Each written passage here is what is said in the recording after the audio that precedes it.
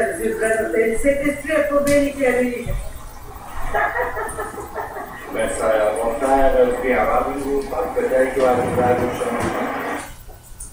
Ce sont des réactions au pays à l'élection du pape argentin. Et justement, on va aller par le tour à Buenos Aires pour voir les réactions qu'il y a eu là-bas.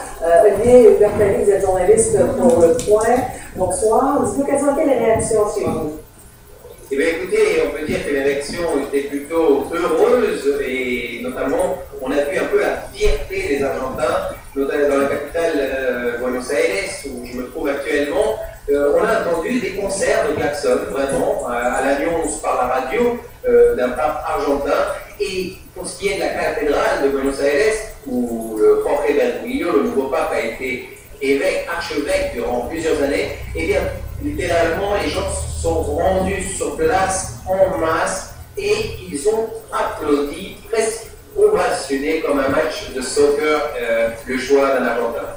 Chez vous, avant, enfin, depuis quelques jours, est-ce qu'on misait sur son élection possible comme chef de l'Église? Il y avait quand même différentes rumeurs qui pressentaient peut-être l'élection d'un Brésilien, notamment le cardinal de Sao Paulo, mais est-ce qu'on s'attendait, est-ce qu'on anticipait la possibilité qu'il soit élu pape?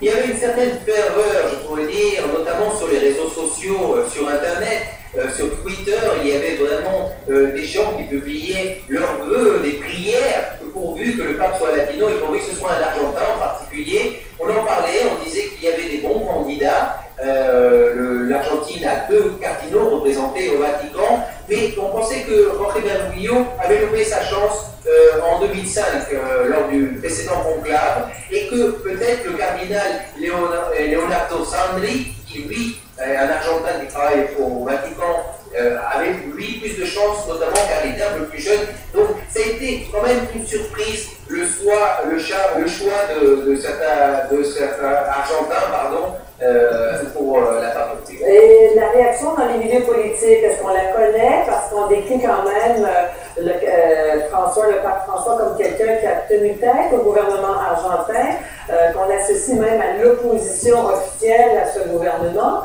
Est-ce qu'il y a eu des réactions politiques? Oui, alors bon, c'est toujours un peu difficile de juger la position politique d'un évêque.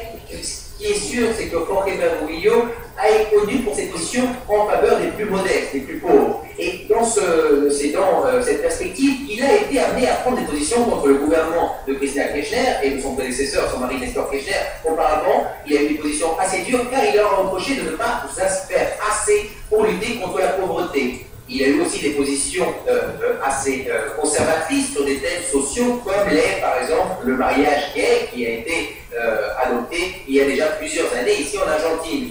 Mais l'identifier à l'opposition argentine, c'est faire un pas qu'il ne faudrait peut-être pas faire. Justement, il faut être un peu plus prudent. Ce qu'il faut savoir, c'est qu'il est engagé sur le terrain social. Il va notamment souvent dans les bichas-miserias, dans les bidonvilles argentins, au contact des pauvres. Et c'est pour ça qu'il est quand même très reconnu ici et très réputé parmi les fidèles catholiques. Ce qu'on nous dit ici, justement, en terminant, c'est que son mode de vie très simple, alors qu'il vivait à Buenos Aires, on dit qu'il vivait dans un tout petit appartement, 2,5, qu'il se promenait en bus ou en métro, qu'il n'avait pas de grosses voitures que le cardinal pourrait avoir normalement. Il donnait lui-même l'exemple.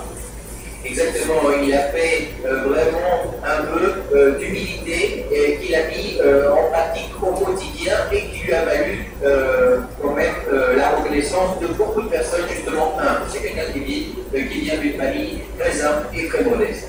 Très bien, merci beaucoup. On va suivre évidemment de près ce qui se passe en Argentine au lendemain de l'élection du pape François. Merci beaucoup, M. Bertali.